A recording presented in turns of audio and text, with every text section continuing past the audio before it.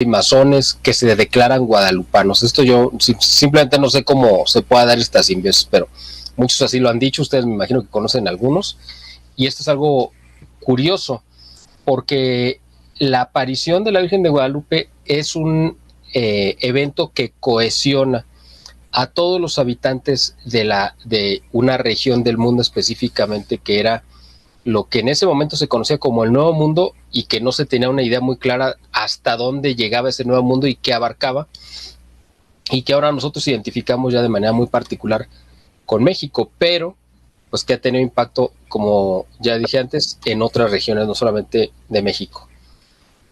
¿Por qué es un evento fundante para nosotros como nación y como, pues vamos a llamarlo así, como país? Quizá sea mejor llamarlo como nación, porque previa a la llegada de los españoles, ustedes saben que había una serie de divisiones y pleitos internos entre los diferentes grupos étnicos que habitaban lo que es nuestro territorio.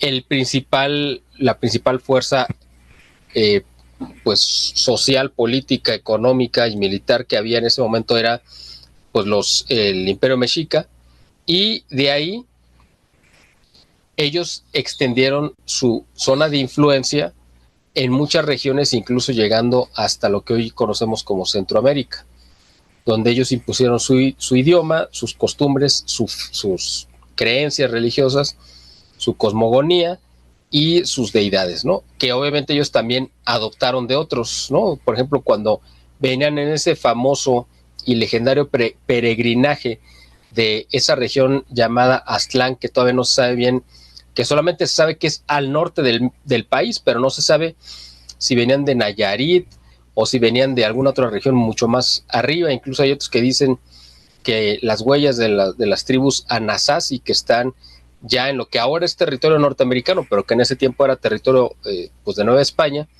¿no? De estas regiones de la parte de Estados Unidos, hay vestigios de que aparentemente de ahí surgió la peregrinación originaria que terminó en el lago de Texcoco. Pero bueno, independientemente de dónde hayan venido estas tribus, que tenían una particularidad y que cada una defendía sus propias características identitarias, estaban en conflicto con los mexicas. Así que cuando viene este factor de unidad que lo trajeron los españoles para poderse rebelar contra la tiranía mexica, que les exigía tributos en pago humano, es decir, que no solamente tenían que aportar en cosechas y en otras cosas, sino también en entregar a sus hijos o hijas para ser sacrificados en las pirámides para agradar a los dioses, ¿no?, de los que creían los aztecas. Entonces, cuando vienen los españoles, se genera una sensación de cohesión entre muchos pueblos que se unieron a los españoles para poder luchar contra la tiranía de los mexicas. Bueno, esto se concreta finalmente con la conquista, donde se alcanza esta meta. En 1521 cae finalmente el imperio mexica, toma el control los españoles y empiezan a gobernar. Y transcurre una década de 1521 a 1531 muy poco estudiada, no es que no esté estudiada, más bien que nosotros no conocemos muy bien. Incluso en los libros de texto nos brincamos generalmente de la caída de Tenochtitlán, cuando menos en el tiempo que yo estudié, me imagino que ustedes también. De 1521, de la caída, te saltas a 1810, cuando el cura Hidalgo da el grito de independencia, y tú dices, espérame, aquí faltan 300 años de historia, ¿qué pasó en medio? Bueno, dentro de esos 300 años, la primera década, de 1521 a 1531, es muy importante, porque es el proceso en el cual ya el control lo ejercen directamente, la administración pública la ejerce directamente los españoles, con la sabia, vamos a decir, asesoría de una mujer que yo considero que es la mujer más trascendental en la historia de nuestro país, que es doña Marina Malitzin, que fue quien, gracias a la cual se logró concretar la conquista. Ella merece un tema aparte, una conferencia aparte, un programa aparte, y ojalá lo podamos hacer en algún momento. No me voy a detener en ese tema porque nos vamos a llevar mucho tiempo de esto, pero ella sentó las bases de lo que pasaría en 1531. Ya ejerciendo el poder y la administración, los españoles empezó a haber muchas diferencias y pleitos entre los conquistadores con los evangelizadores. Los evangelizadores son este grupo que llegó de España, de monjes, la mayoría de ellos, algunos dominicos y la mayoría franciscanos, que vinieron a evangelizar a estas personas que habían encontrado en este nuevo mundo. La reina Isabel la Católica ya había previsto que iba a hacer falta una labor de evangelización y lo dejó en su testamento. Ella murió en 1504 y ella lo dejó protegido para que las personas del Nuevo Mundo también recibieran la luz del evangelio y fueran evangelizadas y fueran tratadas como personas, porque lo eran evidentemente, pero para muchos conquistadores era más fácil no pasar por alto que eran personas los habitantes de estas regiones para poderlos esclavizar y para poder abusar de ellos. Si se les daba el reconocimiento de personas y que además hubieran recibido los sacramentos, pues ya no podían ejercer ningún tipo de violencia ni ningún tipo de abuso. Y ahí es donde radicó precisamente este conflicto que mencionó, que duró una década de 1521 a 1531, donde muchos no digo que todos, obviamente, pero muchos de los conquistadores quisieron utilizar a los indígenas como mano de obra esclava, abusando de ellos, robando sus propiedades, lo que sea, y los defensores de los indígenas o de la causa indígena eran los evangelizadores, que ellos sabían que esos indígenas pues, eran tan humanos como ellos, simplemente que no habían tenido la gracia de conocer la doctrina, ¿no? Y toda la cultura occidental. Entonces ellos se dedicaron a tratar de inculcar, de catequizar y de enseñarles pues la religión verdadera a los pueblos indígenas. Pero ellos, los pueblos indígenas, les costó mucho trabajo asimilar esta nueva creencia religiosa, porque ellos venían acostumbrados de que ellos tenían que sacrificarse por los dioses y de repente le cambian que es Dios el que se sacrifica por uno. Y acá ellos estaban acostumbrados a entender que ellos se tenían que morir por Dios y los catequistas, los evangelizadores les dicen, no, Dios se murió por ti para rescatar. Entonces para ellos era algo muy difícil de entender y de asimilar. Y fue un periodo muy complejo para los evangelizadores, al punto, y como entraron en conflicto directo con los gobernantes, llegó el punto incluso en el que los mismos conquistadores, los miembros de la primera audiencia, que era pues el gobierno que había en la Ciudad de México, intentaron matar al obispo Fray Juan de Zumárraga. Eso es un capítulo que está registrado en la historia, pero mucha gente no lo conoce. Los mismos españoles intentaron matar al obispo Fray Juan de Zumárraga. Él le envía una carta en 1529 al emperador, al rey de España, Carlos V, pidiendo, o sea, pues exponiéndole cómo estaba esta situación terrible que estaban ellos enfrentando, donde veían que no había un progreso real en la evangelización, que los indígenas o los habitantes nativos de aquí pues eran como que muy difíciles de catequizar, que ellos era muy difícil que entendieran. Ellos estaban apenas aprendiendo el náhuatl, o sea, incluso la parte de la comunicación pues no era sencilla. Y aparte le expusieron que los mismos conquistadores, que eran los representantes del rey, habían intentado matarlo a él como obispo, y simplemente dijo, nosotros ya no podemos más con esto. En esa famosa carta le dice al rey que a menos que hubiera una intervención divina directamente, estas tierras se iban a perder para la causa católica, para la causa de España. Pero además excomulga a toda la primera audiencia y levanta, o sea, literalmente levanta a la Iglesia Católica de la Ciudad de México y se la lleva a Texcoco. Dijo, nosotros nos tenemos que ir de aquí, esta tierra simplemente no se puede evangelizar y nos vamos. Y se la lleva a otro lugar dentro de la misma laguna, ¿no? De Texcoco, pero a otro punto que ya no era los islotes de Tenochtitlán. Entonces, en este proceso es en el que, en esa década, es en el tiempo en el que un indígena llamado Cuauhtlatoatzin, que significa el que habla como águila, o el águila que habla, o una cosa así, se empapa de la doctrina y se convierte al catolicismo, un hombre que además era viudo y que ya pasaba de los 50 años, tendría alrededor de 55, 57 años, y que toma muy bien las doctrinas porque era un hombre pues muy bueno, ya incluso antes de, en su vida pagana, pues era una persona muy buena. Y él en esta década es cuando él ve todo este proceso que está sucediendo con los conquistadores, con los evangelizadores, cómo entran en conflicto, cómo la iglesia se va. Y por eso es que él, cuando tiene que viajar de este lugar donde él vivía, que era Cuautitlán, y se dirigía, ya no venía o ya no iba a la Ciudad de México, bueno, al islote donde estaba Tenochtitlán, sino se dirigía a pues a otra parte, ¿no? del lago, que podía ser Tlatelolco, básicamente donde podía recibir la instrucción religiosa, porque ya los sacerdotes se habían mudado a otras partes del lago, ¿no? Unos en Tlatelolco y otros en Texcoco.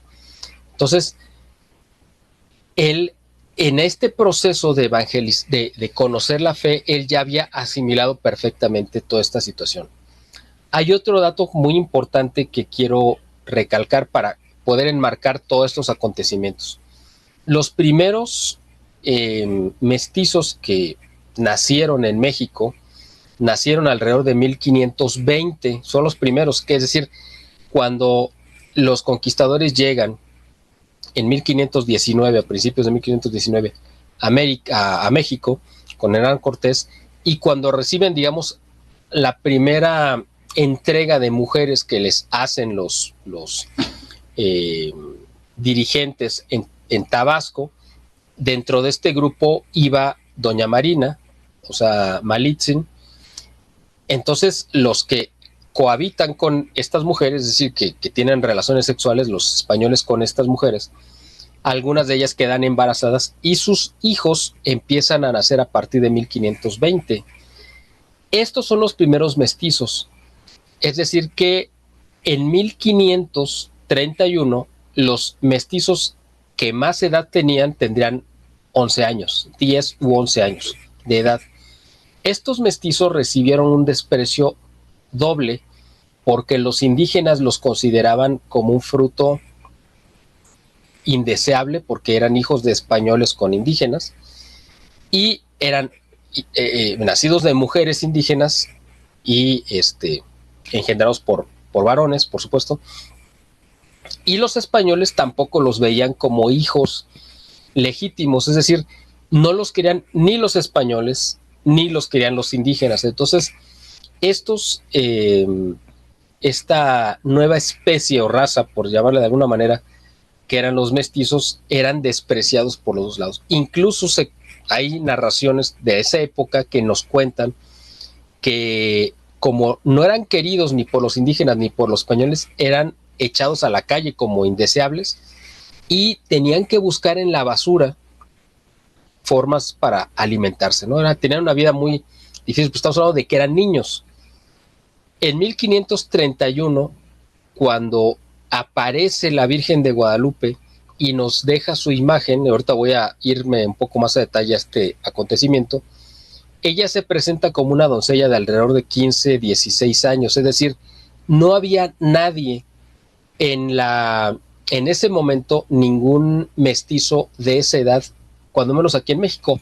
En otras partes del continente, ¿no?, donde había llegado Cristóbal Colón en 1492, por supuesto que ya había mestizos de esa edad y mayores, pero aquí en este territorio, en el territorio continental, porque estamos hablando de los territorios de las islas a donde llegó Colón, como Santo Domingo y Cuba, pero en territorio continental no había ningún mestizo que pasara de los 11 años.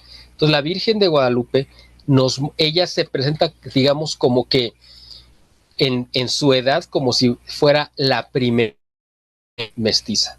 Y a partir de eso, ella eleva a un rango de dignidad que no tenían los mestizos, no porque no lo merecieran, simplemente porque no se les reconocía este estatus, ¿no?, de ser no solamente respetados, sino venerados, ¿no? Ella representa la encarnación de esta nueva humanidad que se dio como fruto del encuentro de dos mundos. Cuando ella aparece, además, no fue de repente una cuestión casual que pudo haber pasado antes o después. Todo fue muy bien cronometrado, digamos, en el tiempo de la providencia. Me refiero a que había mucha tradición indígena que había referido. Había un dios que se llamaba Ometeotl, que era el dios más importante, el dios como desconocido, el dios único, el dios que era el origen de todo lo demás, porque nosotros sabemos que los pueblos indígenas eran politeístas y tenían una serie de creencias religiosas donde a las fuerzas de la naturaleza, como el agua, la lluvia, el trueno, etcétera, se les asignaba pues como si fueran deidades, y que esas deidades tenían una voluntad y se manifestaban de diferentes maneras, y que la población debería de ofrecer sacrificios para calmar esos dioses que generalmente eran bastante malhumorados. Entonces, este Ometeotl era un dios diferente, ¿no? Incluso el mismo Nezahualcóyotl, que también había gobernado en la época, en el siglo XV, ¿no? En 1400 y tantos, él fue de los primeros que dejó asentado la idea de que debería de existir realmente un solo Dios. O sea, él sí entendió él llegó a una profundidad filosófica en la cual él entendió que necesariamente tenía que haber un solo Dios, no podía haber muchos. Esa misma conclusión la había tenido, por ejemplo, Platón y Sócrates, pues 1500 años antes, ¿no? Un poco más. Pero es muy destacable porque no sabemos, me imagino que hubo otros muchos contemporáneos de Platón o anteriores aquí en esta tierra que también llegaron a esa misma conclusión. El problema es que no nos llegó un registro escrito como para poderlo comprobar. Pero de quien sí nos llega un registro escrito es de Nezahualcóyotl, que sí tenía una conciencia muy clara de que debería de haber un Dios único. Entonces, cuando menos ya existía esa idea de que existía un Dios diferente al resto, ¿no? Era un Dios bueno, el Dios de la vida, de la prosperidad, etc. Y los indígenas habían transmitido una idea de que existía una especie de paraíso al que se aspiraba llegar después de la muerte, y ese paraíso era un lugar florido, ¿no? Lleno de maravillas naturales, donde habitaba donde reinaba Ometeotl, que era un reino como de bondad. Bueno, entonces ya existía eso. Había otros signos, además, ¿no? Para el mundo indígena, el canto se asociaba directamente con la divinidad, y los cantos siempre se utilizaban para una cuestión religiosa. Y las flores representaban la verdad. Cuando uno daba o hacía una promesa o hacía un acto, una juramentación en el mundo indígena, tenía que ir con flores. Y el que llevaba las flores era el enviado, que era el portavoz, digamos, o el enviado oficial. Pero el que entregaba las flores era como es como lo que nosotros ahora entenderíamos como nuestra firma.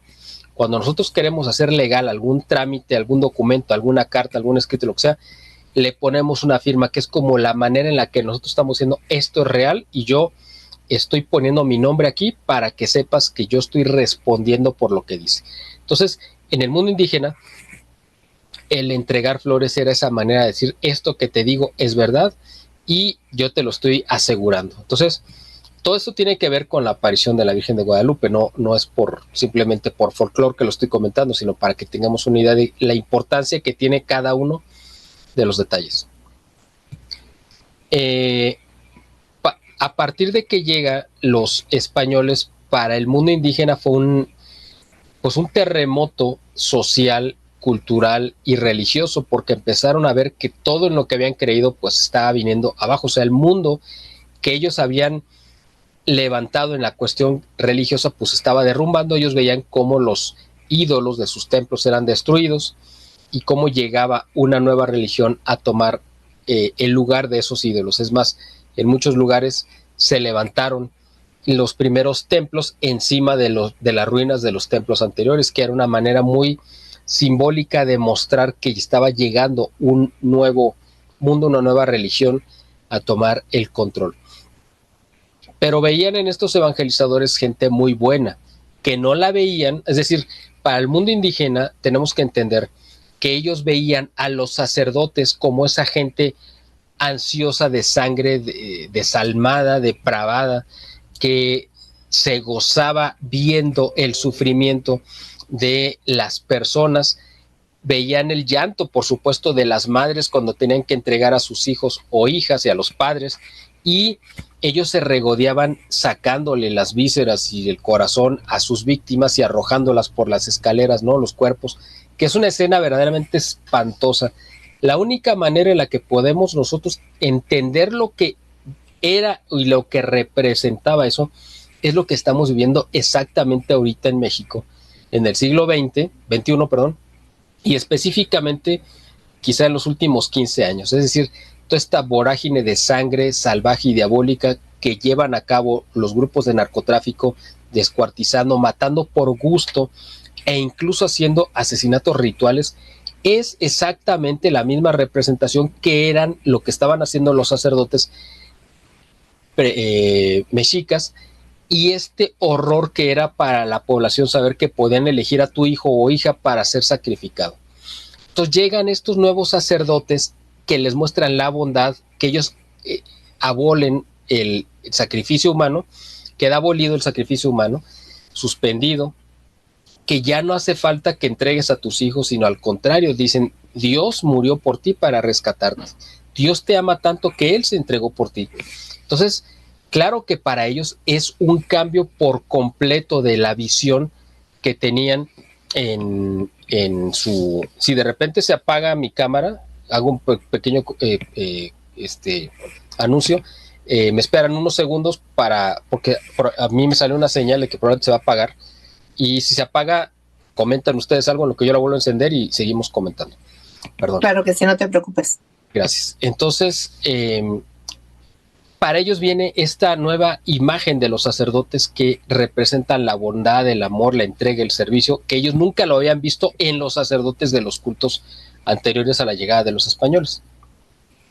Y ven también que los mismos sacerdotes tenían profetizado que iban a pasar una serie de cosas y empezaron a suceder eventos astronómicos en 1531 específicamente, que para ellos fue como la señal de que venía un cambio por completo de paradigma.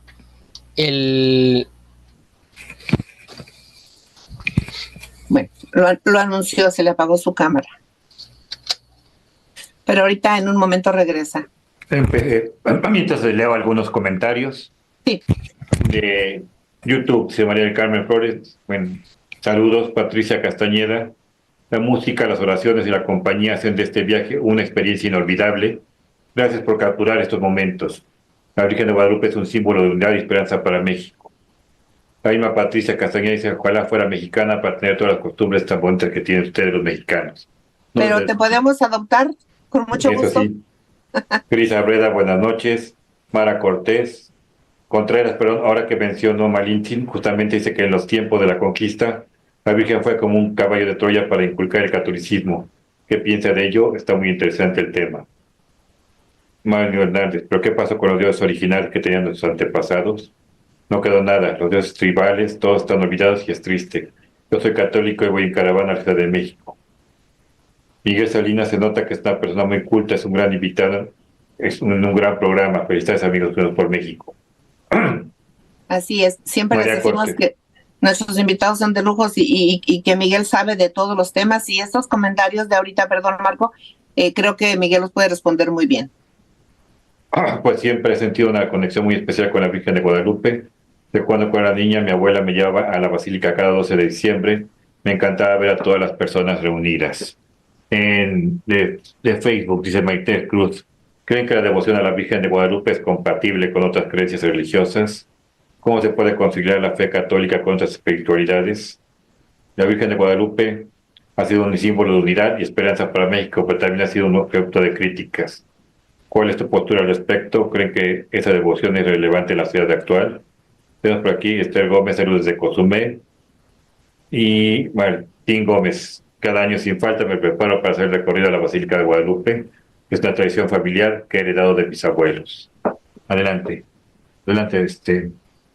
Gracias. Bueno, esto que vieron ahorita que de repente se cortó y regresé, va a volver a pasar, no sé si 2 o 3 veces más, pero pues ya saben que es rápido, nada más es un corte, se apaga la cámara, la tengo que volver a encender y listo, no me voy a tardar mucho, pero nada más para que sepan que de repente me voy a estar, se va a estar apagando, pero bueno. No te preocupes. Muy interesante todo lo que comentan, y bueno, quiero continuar con la narración, porque es importante no perder el hilo.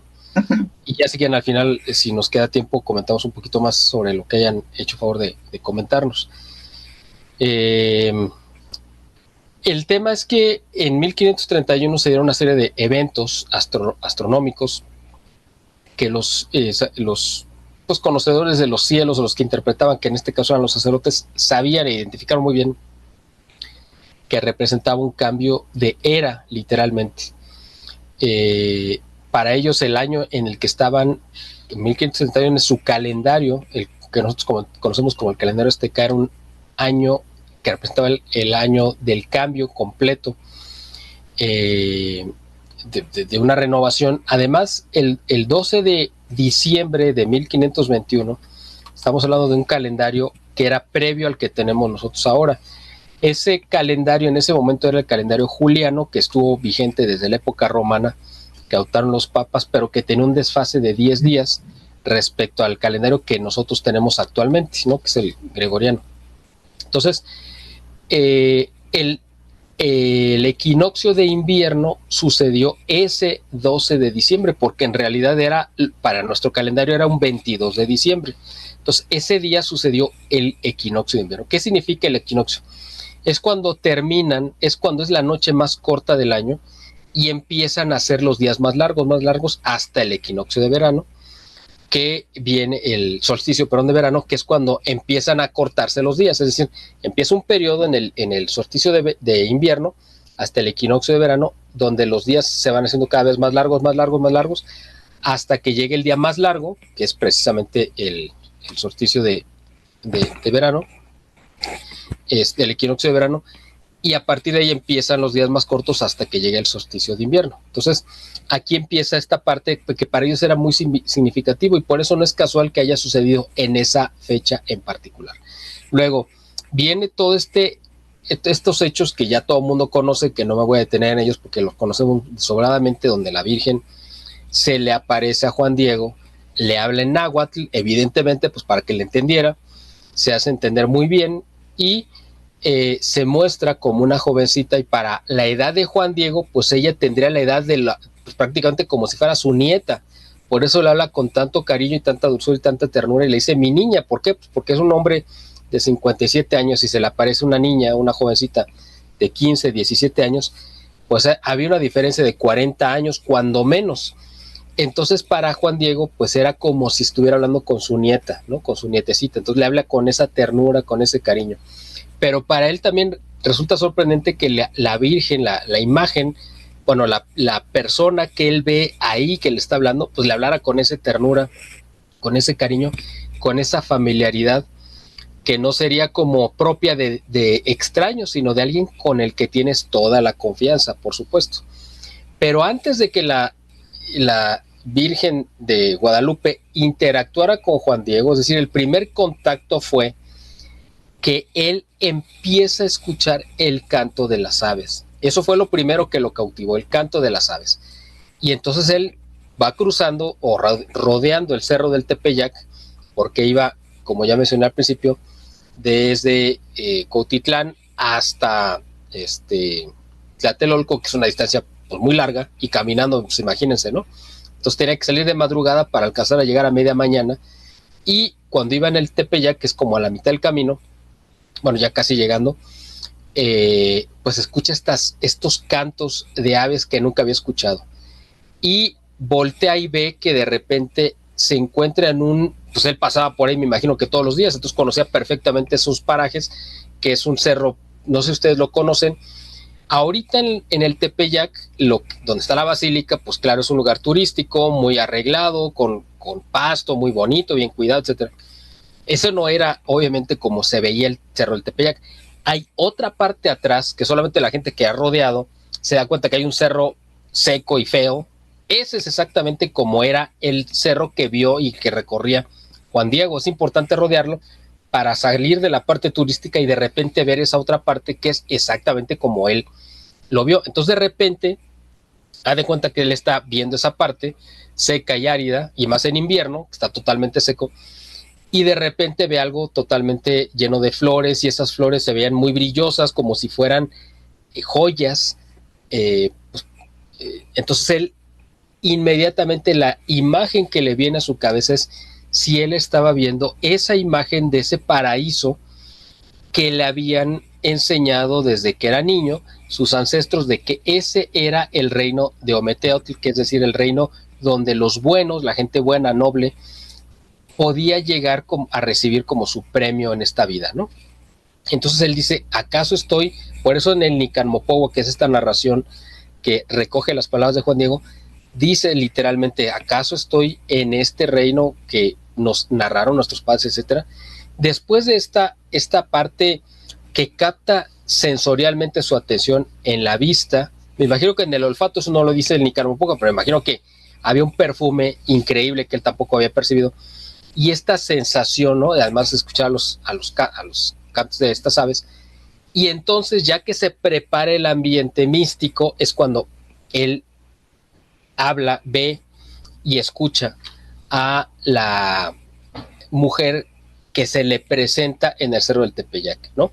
En ese momento él no sabe quién es, no sabe su nombre, pero intuye quién es porque la empieza a tratar ya como una figura que tiene una dignidad espiritual que está por encima de él. Es decir, él en todo momento sí sabe que está hablando con una persona que tiene una dignidad, una soberanía, un poder, y él quizá en su interior, en su corazón, pues intuye que está hablando con la madre de ese Jesucristo al que le vinieron a anunciar que había dado su vida por la salvación de los hombres. Entonces él como que tiene esa intuición. Después ella, pues ya sabe, ¿no? La historia, lo manda con el obispo, y es interesante, el obispo pues era la figura más importante religiosamente hablando en todo el territorio dominado por los españoles, y resulta que pues el obispo lo recibió, aunque era pues una persona, digamos, del pueblo. Es decir, si ustedes hacen la prueba y van y piden audiencia con el arzobispo de Puebla o con el cardenal arzobispo de Morelia, por ejemplo, pues yo no creo que los vaya a recibir. O sea, aunque vayan y digan, oye, ¿sabes que yo tengo un programa y quiero? Pues sí, que bueno, mucho gusto, pues no creo que lo reciba. A lo mejor la segunda, la tercera, la cuarta vuelta, y quién sabe si los vaya a recibir. Los va a recibir el secretario, del subsecretario, quizá, ¿no?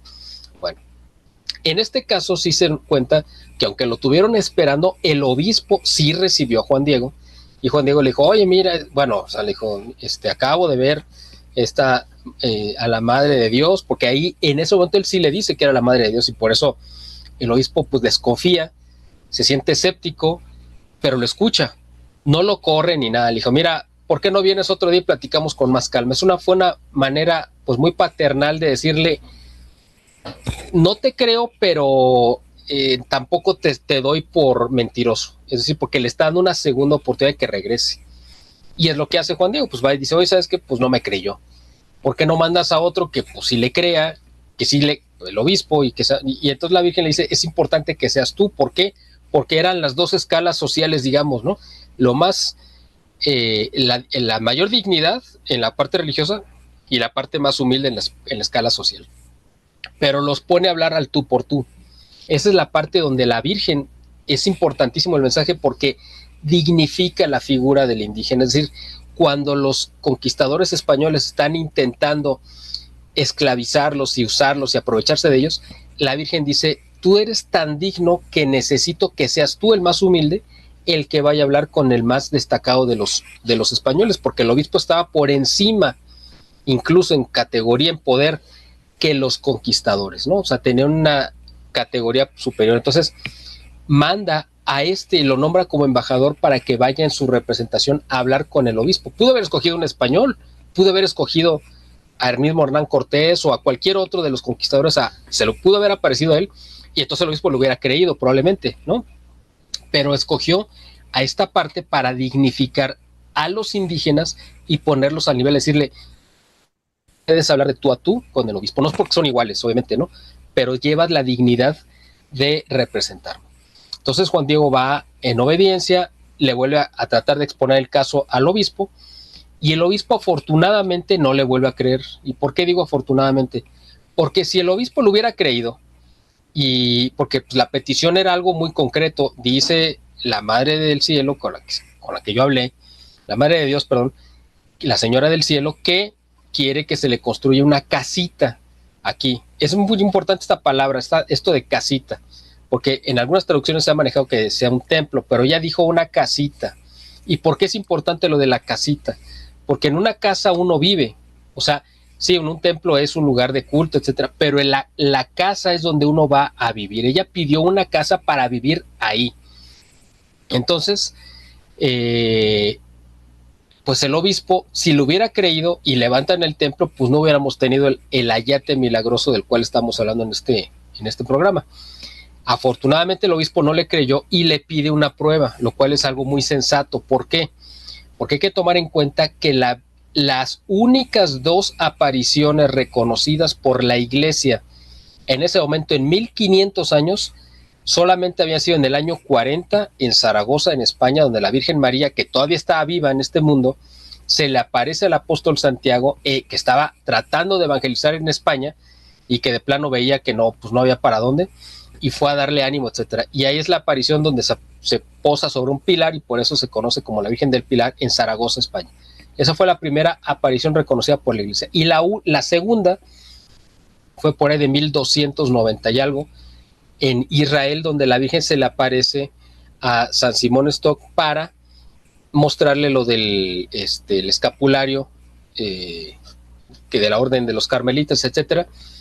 Esas eran las únicas 2 apariciones reconocidas por la Iglesia. O sea, no es que fuera algo común, era algo tan extraordinario que por eso el obispo desconfió, dijo, bueno, pero la Virgen María, pues solamente ha habido 2 ocasiones en las que la Iglesia reconoció, o sea, él tenía que ser muy cauto para no creer simplemente que este buen hombre que él conocía, porque lo veía ahí que iba a tomar catecismo, seguramente lo había conocido mucho, probablemente había sido hasta su acólito en alguna misa, etcétera. A este hombre Juan Diego, pues que a lo mejor había sufrido alguna alucinación, ¿no? O sea, él tenía que ser muy cauto para darle credibilidad a esto que era verdaderamente excepcional. Entonces le pide una prueba. Va Juan Diego y en ese inter está pues este capítulo donde el tío Juan Bernardino, que también se había convertido al catolicismo, se enferma y le pide a Juan Diego que vaya a buscar un sacerdote porque él sabía que se iba a morir, o él sentía que se iba a morir. Entonces le pide que le lleve un sacerdote. Estamos como en el cine, ¿no? Con un poco de intermedios, pero ahorita regresa. ¿Tienes algún más comentario? David Flores dice, también se dice que hay muchos misterios en la pintura de la Virgen de Guadalupe, así es. Es una imagen muy enigmática, ¿no creen? Tiene algo que te da paz, pero también es misteriosa con tantos detalles. Sí, es una imagen muy misteriosa, porque tiene, para empezar, el ayate dura 15 años y este tiene 500 años, no se ha dañado. Pero todos los detalles que tienen los ojos, el cabello suelto, que también son parte para los signos de virginidad para los aztecas, las manos juntas, una que tiene más morena, otra más blanca, que es exactamente para el mestizaje o la unión de las dos culturas. En fin, es todo lo que tiene bastante misterio. Esto Miguel, nada más el último, respaldo, así aparece, y a mí me da miedo la imagen de la Virgen de Guadalupe, no sé por qué, simplemente me da miedo. Igual qué cosa, para mí es una imagen viviente, es una imagen maravillosa que te transmite toda la paz, el amor, la confianza, y qué pena que le dé miedo, ¿verdad? Adelante, Miguel, gracias. Bueno, entonces viene este capítulo del tío Juan Bernardino que se siente enfermo, que le pide a Juan Diego que vaya por un sacerdote para que lo alcance a confesar, y resulta que en ese ínter Juan Diego pues trata de evitar encontrarse con la Virgen porque sabe que lo va a entretener y él tiene la urgencia de ir a cumplir esta encomienda que le da su tío, y la Virgen pues lo intercepta y le dice pues que no tiene por qué temer, que él ya está curado, ¿Y por qué le está diciendo eso? Porque al mismo tiempo que está hablando con Juan Diego, la Virgen está hablando con el tío Juan Bernardino. O sea, en ese momento la Virgen tiene esta bilocación, que significa que estaba en dos lugares al mismo tiempo, hablando con Juan Diego y hablando con Juan Bernardino. A Juan Bernardino se le aparece y le dice: yo soy María de Guadalupe, la siempre Virgen, Santísima Virgen de, bueno, en fin, lo que dice la perfecta y María de Guadalupe. Le dice su nombre completo. Y no hay que entender muy claro que no es que haya entendido mal y que no es que la Virgen le quiso decir otro nombre y entonces él cuando lo dijo en náhuatl los españoles entendieron. No, hay que entender que este hombre, Juan Bernardino, pues tenía, para empezar se llamaba Juan Bernardino, entonces ya estaba familiarizado fonéticamente con los vocablos, porque dicen, no, bueno, es que en el náhuatl no existe la G y tampoco existe la J, ¿no? Entonces, pues él sabía que se llamaba Juan Bernardino, ese era su nombre de bautizado. Pues cómo iba a pronunciar su nombre si no se lo había aprendido. Entonces fonéticamente él ya estaba familiarizado con este sonido de la J, y su sobrino se llamaba Juan Diego, con la G, Diego. Entonces también entendía el vocablo de la G. Por lo tanto, cuando él escucha Guadalupe, pues no es un fonema que no haya escuchado muchas veces antes. Entonces, su oído ya estaba acostumbrado y sí entendió bien el nombre que le dijo la Virgen María, bueno, la Virgen de Guadalupe. Entonces, se aparece a Juan Bernardino, lo cura, y entonces Juan Diego con esa confianza dice, pues está bien, pues tú me dices que ya se curó, pues ya se curó, y yo voy a cumplir con tu... le dice la Virgen, bueno, pues ahora ve al cerro, a la punta del cerro, y te traes las rosas que encuentres ahí.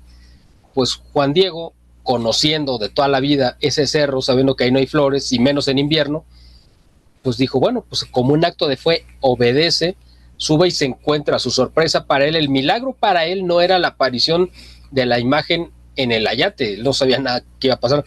Para él el milagro se concreta cuando ve esas flores, porque dice, esto es imposible, en esta época no hay, y menos estas flores aquí. Entonces él pues las recoge, un bonche de flores, se las lleva a la Virgen las acomoda en su manto, es decir, el hecho de que las toque físicamente le imprime también ese mensaje, porque todo esto es simbólico, porque para los indígenas, para Juan Diego, el hecho de que hubiera escuchado el canto, que era una cuestión religiosa, y las flores para él era la representación de que eso que estaba viendo era real. Acuérdense de lo que dije al principio. Entonces, él, al portar él las flores, también el obispo entiende cuando llega a Juan Diego a decirle, mira, esta es la prueba que te traigo, y le muestra las rosas, las flores, pues hay doble milagro para el obispo. La primera es ver rosas de Castilla que no se daban en esta tierra, verlas en invierno, y sabía que, porque era la costumbre de los indígenas, él ya tenía pues, varios años aquí, sabía que el que llevaba las flores era el embajador, era el portador del mensaje legalmente constituido. Es decir, si algún gobernante, algún poderoso indígena le quería llevar un mensaje al obispo, tenía que mandar a su mensajero con flores para que supiera que él era el portavoz oficial, ¿no? Entonces, cuando él ve, el obispo, las flores, entiende que sí es Juan Diego el verdadero receptor del mensaje y el que lo está transmitiendo y el verdadero embajador de esta petición. Pero enseguida ve esta imagen increíble que se forma en el momento que despliega el manto, que es esta estampa que nosotros conocemos como la imagen de la Virgen de Guadalupe, que está ahí resguardada en la Basílica de Guadalupe. Esta es una imagen evidentemente que ha desafiado a la ciencia y está para eso, para que Dios diga, por mucho que sepas, por mucho que creas que conoces, por mucho que creas que has avanzado en el conocimiento, siempre habrá algo que descubrir, porque yo, por supuesto que estoy por encima de todo tu conocimiento. Eso es lo que nos dice Dios también, para que tengamos esa humildad. Y es un perfecto códice que los indígenas entienden a la perfección, pero también los españoles. ¿Por qué? ¿Qué es lo que vio el obispo? El obispo vio el pasaje del Apocalipsis donde dice, vi una mujer con la luna bajo sus pies, vestida de sol y con una corona de 12 estrellas en la cabeza. Eso es lo que dice el obispo, pues él sabía ese pasaje y lo vio ahí. ¿Qué es lo que ven los indígenas? Bueno, pues todo esto que ahorita pues no nos daría tiempo de comentar, pero que ustedes conocen que es todo un códice donde está la tierra, el cielo, el águila a los pies, que nosotros creemos que es un angelito, pues realmente es la imagen de Juan Diego, porque es un hombre con alas de águila. Ese es el nombre de Juan Diego, el hombre que habla como águila. Entonces, él es el que está portando, él es el que está llevando sobre sus hombros a la Virgen de Guadalupe con esas alas de águila y está tomando esta orilla del manto y la otra, y una representa el cielo y la otra la tierra. Él está uniendo el cielo y la tierra. Y todo lo demás que ya sabemos que se ha encontrado en la imagen de la Virgen de Guadalupe y que conforme más estudios científicos se le hacen, pues va resultando más increíble y por lo tanto es algo que se ha descubierto, bueno, que se reconoce que no está hecho por manos humanas, porque es imposible, no hay nadie que pueda reproducir lo que comentaba Marco hace un momento, el mismo hecho de que la tela hecha con el agave, las fibras de agave, tienen una vida de 15, máximo 20 años, en un ambiente quizá controlado. Si estamos hablando de un ambiente salitroso, tan salitroso como es la laguna de Texcoco, que además el ayate estuvo los primeros 100 años, yo creo, sin ninguna protección de ninguna clase, o sea, no había vidrios, la gente llegaba a tocarlo, llegaba a embarrarse, ¿no? O sea, digamos, a tocar su cara, lo que fuera. O sea, todo el mundo lo manoseaba literalmente. Entonces, es imposible que haya sobrevivido. Ese es uno de los milagros en la parte material, o sea, independientemente de la imagen. Otro es que, por ejemplo, en el siglo XVIII, finales del XVII, le cayó por error por una persona que estaba haciendo una limpieza ahí, no sé, de limpiando plato o lo que sea, y le tira ácido sulfúrico a la tela. El ácido sulfúrico, si uno mete un dedo, se disuelve con todo y hueso. O sea, no estamos hablando de algo que pueda dañar, es algo que simplemente se lo come todo. El ácido sulfúrico es algo terrible, que lo que toque lo disuelve. Y es imposible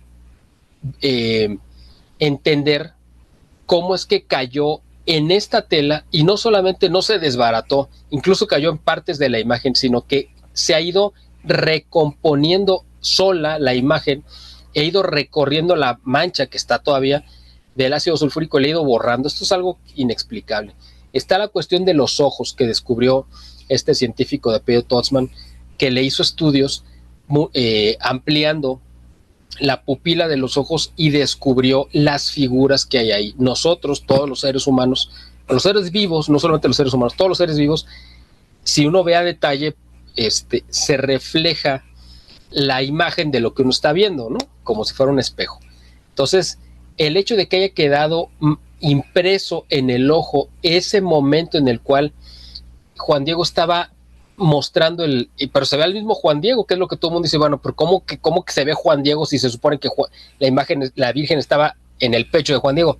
Porque se supone que esa imagen es como una foto tomada antes de que la Virgen se imprimiera en el ayate, ¿no? O sea, ella está viendo toda esa escena, por eso se ve hasta Juan Diego.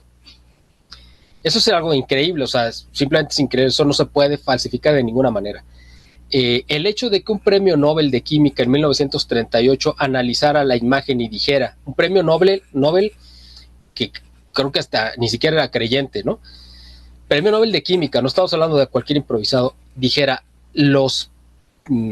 pues la imagen, los pigmentos que están ahí en esa tela, no son de origen ni animal, ni vegetal, ni mineral, ni artificial, es decir, no fueron creados de ninguna, o sea, ese material no existe en la Tierra, es lo que él dijo.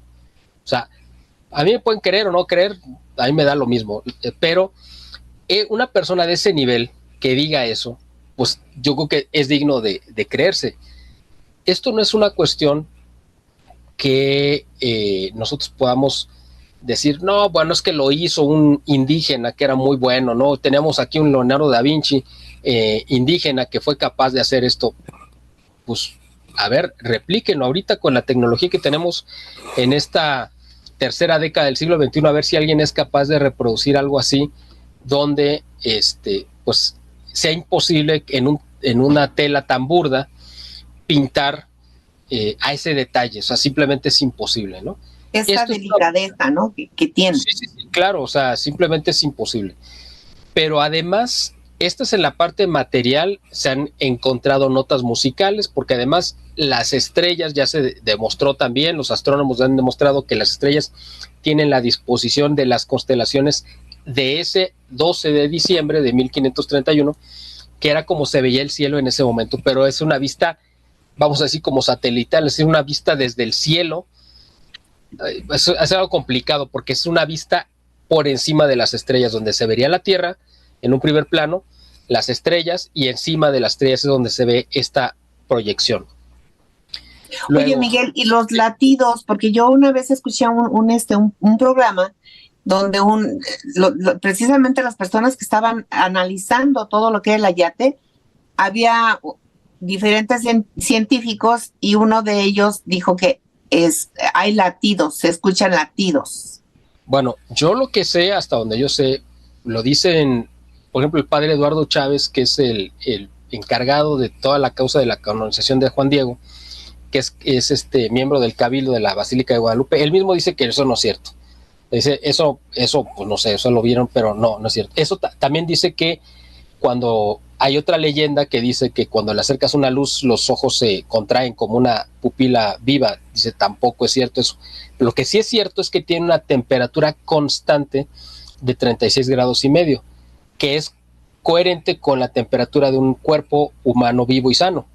Eso sí es cierto, o sea, porque eso tiene un control de temperatura donde se está estudiando exactamente a cuánto está, porque recordemos que está en una cámara especial blindada, etcétera, pero ellos sí lo tienen monitoreado la temperatura y sí dicen, no es que tenga aire acondicionado, nada, o sea, es una temperatura constante, haga frío, haga calor afuera, no cambia, son 36 grados y medio, no varía, lo cual no es normal porque obviamente cualquier material varía de acuerdo al medio ambiente. Entonces, si hace más calor, pues la temperatura sube, si hace más frío, pues baja, y esta no, se mantiene haga calor o frío, se mantiene siempre igual. Hay otro factor importante que ver. Ustedes saben que la cara de la Virgen está inclinada en esta forma, o para acá, ¿no? Bueno, depende cómo la vean. Esa inclinación es de 23 grados y medio. ¿Y por qué puede ser importante esto? O sea, simplemente pudo haber sido 24 grados, 21, 20, o simplemente estar derecha. En primera es porque si hubiera estado derecha, exactamente le hubiera pasado la costura que unía estos dos pliegos de tela por la cara. Entonces, no solamente está evitando esa costura, esa inclinación de 23 grados y medio es la que tiene exactamente la Tierra. Ustedes saben que la Tierra no está así. Porque estuviera así, pues los polos se derretirían, sería un caos completo el mundo. Está inclinado 23 grados y medio. ¿Esto es una casualidad o no? Pues cada quien saque su conclusión. Otra es... Tercera llamada, por ahí dijeran en el teatro. Y muy interesante todo lo que nos está mencionando, ¿no? Muchas cosas que están con mucho simbolismo en esto. Adelante, Miguel. Otra cuestión aquí es lo que se ha descubierto que tiene estas notas musicales que generan una melodía, de acuerdo, tomando, si uno pone la imagen en lugar de vertical, horizontal, las estrellas corresponden con notas musicales. También está esta parte donde, la Virgen está parada sobre el centro de la luna, y el nombre de Mexico en náhuatl significa el ombligo de la luna. Es decir, ella está parada sobre el ombligo de la luna, está parada sobre Mexico. Es decir, esta imagen es algo único para México, es un regalo y es una distinción de Dios directamente del cielo para esta tierra, para cumplir con una misión específica. Entonces, ahorita nosotros que estamos inmersos en una sociedad decadente, corrupta, inundada de delincuencia, de maldad, de perversidad, pues es el momento de voltear a ver ese origen que tenemos como nación, ese origen que nos inspira, ese Juan Diego que fue un hombre bueno, noble, obediente, dócil, con una serie de virtudes, y que además la Virgen de Guadalupe vino a remediar nuestros males, porque eso fue lo que le dijo. en esta narración que se conoce como el Nican Mopohua, esta narración de el indígena Valeriano, un indígena muy sabio, contemporáneo de Juan Diego, de quien recibió la narración directa y él la fue anotando, la escribió en náhuatl. Ahí la Virgen dice que vino a remediar nuestro, para que uno vaya a descargar en ella todas nuestras angustias, pesares, problemas, enfermedades, etcétera, y que ella nos va a consolar y ayudar a resolverlos. Entonces, es un regalo que nos vino del cielo, es un regalo que no merecemos, porque obviamente no es que fuéramos muy buenos y por eso vino, sino fue un regalo del cielo, del cual desgraciadamente creo que con el paso del tiempo cada vez hemos sido menos dignos y ahora estamos en el punto de ruptura, porque viendo la sociedad que tenemos, viendo la clase de gobernantes que tenemos, especialmente estos últimos dos que hemos tenido, que ha sido lo más aberrante de nuestra historia, nosotros tenemos que voltear de nuevo a pedirle, implorarle con humildad, con amor a esa mujer que está ahí en ese ayate, esa mujer que está viva ahí, que dijo: quiero hacer de esta tierra mi hogar, mi casa, porque yo quiero vivir aquí. Pedirle que nos saque de este problema en el que estamos, que ya es el remedio, ¿no? Porque ella nos lo dijo, se lo dijo a Juan Diego, pero nos estaba tomando a todos. No, ¿qué es lo que te angustia? No estoy yo aquí, no estás en mi regazo, no soy yo quien te tiene arropado en su regazo, no estás en el cruce de mis brazos, es decir, en mi propio corazón. Además, y con esto quiero terminar, la Virgen de Guadalupe es la única aparición reconocida por la Iglesia en todo el mundo, en toda la historia, que está embarazada. Es la única. En todas las demás apariciones la Virgen se presenta pues como ella, simplemente como la mensajera de Dios, etcétera. Pero aquí ella nos está trayendo ese fruto de su vientre que es Jesús. O sea, no solamente está llegando ella sola, sino nos está trayendo el fruto, nos está dando ese regalo, porque además el hecho de tener las manos juntas es para los indígenas y la sociedad indígena, era la muestra de decir: te traigo un regalo, aquí está. Entonces ese regalo es a Jesús, nos lo está trayendo de regalo a esta tierra. Así que yo espero que este recorrido que hicimos un poco aquí atropellado de toda esta historia que nos ha marcado como nación y que incluso varios papas han dicho: nunca ha habido algo semejante en ningún otro lugar del mundo, y los únicos dos lienzos que se reconoce que están hechos, que no están hechos por mano humana, es la sábana santa que está en Turín y la sábana, el ayate de Juan Diego que está en la Basílica de Guadalupe. Han sido escrutados por científicos de todo el mundo y cada vez que les hacen algún análisis es más sorprendente el resultado, porque no hay explicación lógica que diga, bueno, es que se hizo, se pintó, no hay forma de explicar. Esto es un milagro, tenemos que tomarlo como tal, como un regalo que Dios nos ha dado y al cual tenemos que llegar a merecer con nuestros actos, con nuestro cambio de vida. Y pues tenemos ahí a una abogada que vino a decirnos: yo estoy aquí para cuidarte, protegerte y darte mi amor. Pues simplemente es tomar ese regalo que la Virgen nos vino a traer y pedirle su protección para nuestro país, que es el de ella también, porque ella dijo: yo quiero venir a vivir con ustedes. Muy interesante. Muchísimas gracias, Miguel. Y no nos queda más que, sabemos que tienes mucha prisa, que tienes que entrar a otra reunión. Muchísimas gracias a la audiencia, gracias a Marco, gracias a producción, pero eternamente agradecidos contigo. Y yo creo que este tema pues nos da para no sé cuántos más. Y en estos momentos, precisamente como tú lo... ¿Perdón? Para otros 500 años más. Yo creo que sí, Como bien lo dices, en este momento en el que estamos viviendo estas cosas tan terribles, no nos queda más que encomendarnos a nuestra Madre, pedirle que nos ayude, que nos proteja y que nos salve de esta dictadura tan terrible, de estos monstruos que tenemos como gobernantes. No nos queda otra más que pedirle que nos envuelva con su manto santo sagrado y hacer oración, mucha oración. Miguel, en los comentarios hay muchas cosas que podíamos tomar como tema que me encantaría, de verdad. En cuanto tengas oportunidad, ¿lo podemos hacer? Claro que sí. Ya sabes que yo siempre encantado, siempre agradecido esta oportunidad.